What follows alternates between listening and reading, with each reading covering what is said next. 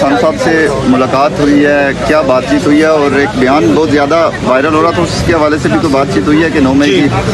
دیکھیں, بسم اللہ الرحمن الرحیم, 2-3 اہم چیزیں ہیں. خان صاحب نے سب سے پہلے تو جو بات کی ہے, وہ ابھی میں نے پریس کانفرنس بھی کی ہمارے ساتھیوں نے, سب سے اہم بات یہ ہے کہ جنرل آصف منیر کو یہ میسج ہے اور یہ پبلکلی کہا گیا ہے کہ جناب دیکھیے, پاک فوج ایک بہت بڑا منظم انسٹیٹیوشن ہے اور عوام کے بغیر کوئی مسلح فوج یا کوئی فوج نہیں چل سکتی. پاکستان تحریک انصاف پاکستان کی سب سے بڑی پولیٹیکل پارٹی ہے. جو موجودہ ڈسپنسیشن ہے یا جو موجودہ پی ڈی ایم کی حکومت ہے مسلم لیگ نون کی, نواز شریف اور شہباز شریف وہ کیا کر رہے ہیں کہ فوج کو بدقسمتی کے ساتھ وہ دھکیل رہے ہیں کہ عوام کے ساتھ ان کی کنفرنٹیشن ہو.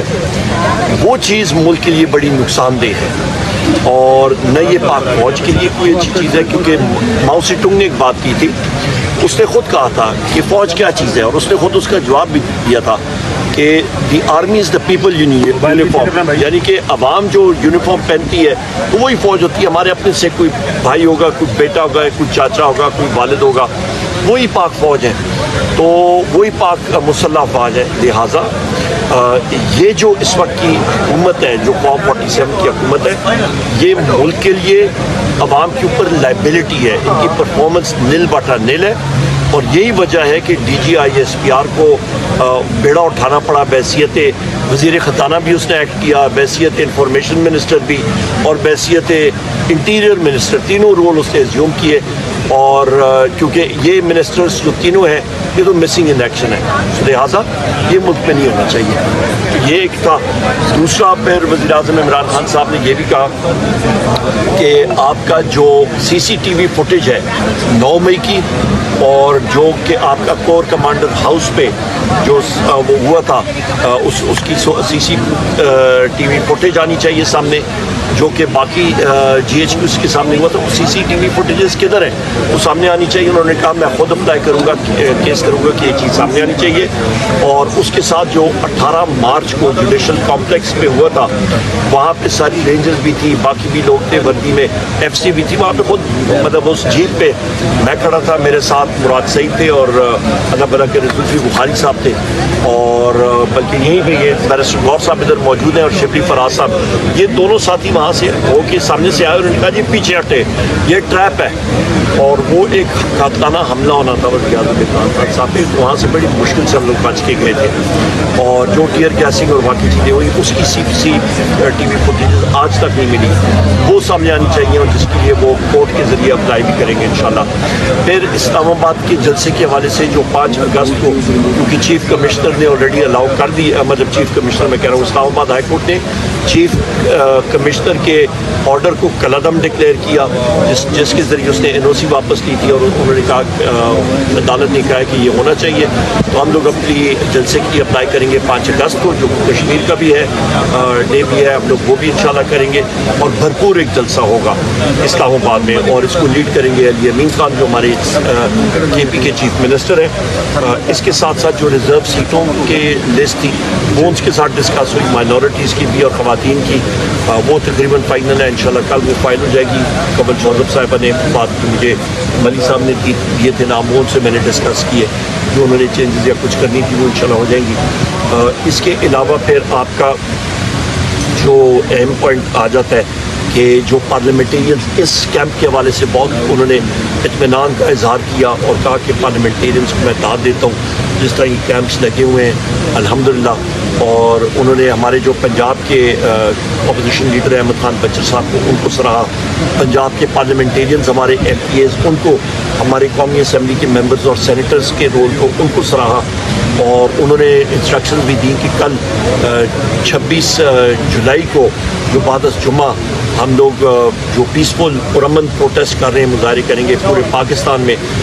تحریک تحفظ آئیں گے پاکستان کے پلیٹ فارم سے, جو کہ ہمارے اسیران کے لیے, وزیر اعظم عمران خان صاحب کے لیے, بشریٰ بی بی کے لیے, اور اس کے ساتھ ہمارے جو اس وقت امن ملک میں ہونا چاہیے اس کے لیے, اور مہنگائی کے خلاف اس کو کامیاب بنایا. اور انہوں نے کہا الیکشن آنے والا ہے, یہ بات بار بار انہوں نے کہی کہ ملک میں جنرل الیکشن ہو گئی ہوگا, کوئی مانے نہ مانے, کسی کو پسند ہے بات نہیں پسند, پر آ رہا ہے جنرل الیکشن, کیونکہ یہ سسٹم ایسے چل نہیں سکتا. اور انہوں نے کل کے حوالے سے کہا کہ جی آپ اس میں بھرپور شرکت کریں اور پارٹی کو منظم کرنے کے حوالے سے بات کی اور انکریج کا انہوں نے کہا جی کہ لوگ ڈٹے رہے اور انہوں نے بہت اپریشیٹ کیا لوگوں کو جو اس وقت بھی جنہوں نے بے تحاشا قربانیاں دی ہیں.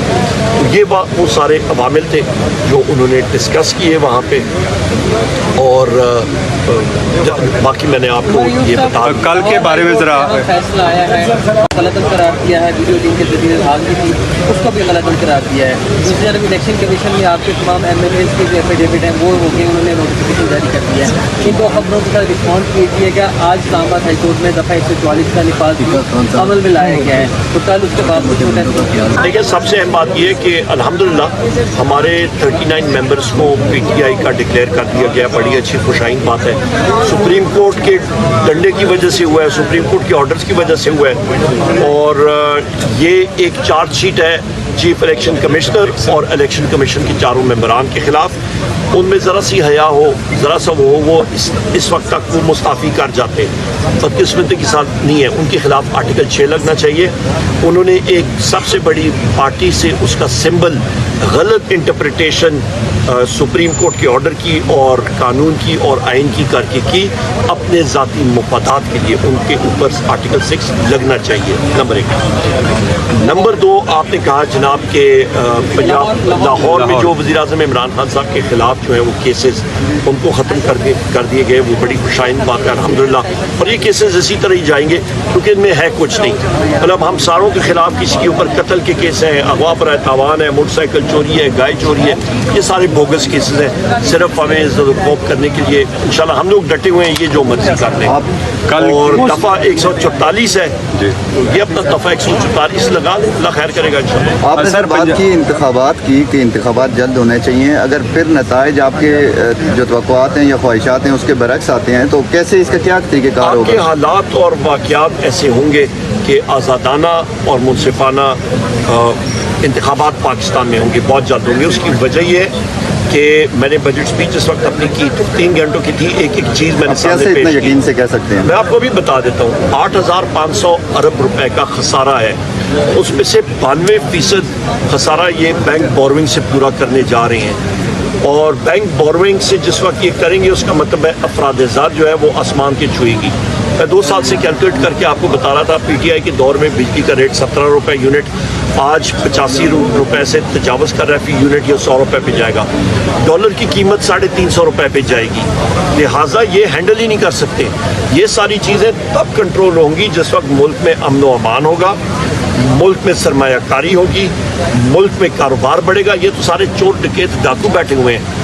یہ تو وہ بنارسی ٹھاک جس طرح ہوتا ہے نا, یہ وہ بیٹھے ہوئے ہیں. انہوں نے تو جناب 450 ارب روپے کی گندم وہ امپورٹ کی, پھر کاشتکاروں سے نہیں لی, ابھی ایکسپورٹ کرنے جا رہے ہیں. ان سے پوچھیں جناب 500 ارب روپے کا ایران سے پیٹرول جو یہاں پہ اسمگل ہو کے آتا ہے, تو وہ ٹرک جو ہے وہ اچانک پاک بارڈر پہ, پاک ایران بارڈر پہ وہ اڑ کے یا زمین کے اندر سے ہو کے نمودار ہوتا ہے پاکستان میں, وہ کدھر سے آتا ہے, وہ کیوں آتا ہے؟ وہ ہزاروں لیٹر, ایک ٹرک میں 45,000 لیٹر ہوتا ہے. اس پہ ذرا کوئی نظر ثانی کرے نا, اس کو ذرا ٹارگٹ کریں, ان چیزوں کو پکڑیں. یہ وہ چیزیں ہیں جس کی وجہ سے انشاءاللہ بہت جلد الیکشن